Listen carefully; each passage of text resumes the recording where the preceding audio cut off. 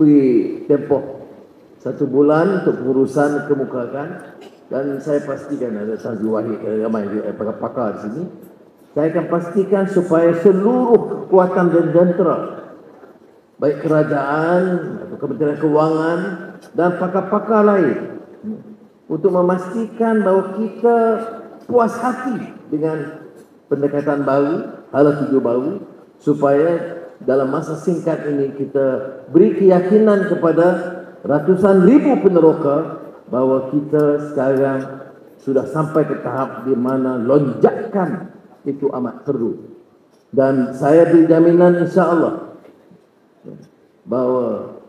seluruh tenaga kekuatan yang ada pada kerajaan madani ini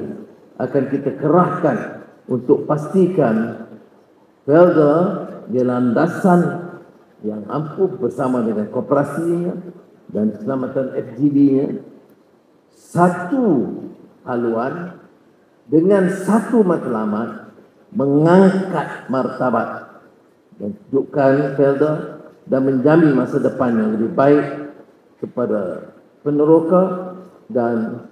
ekonomi Malaysia.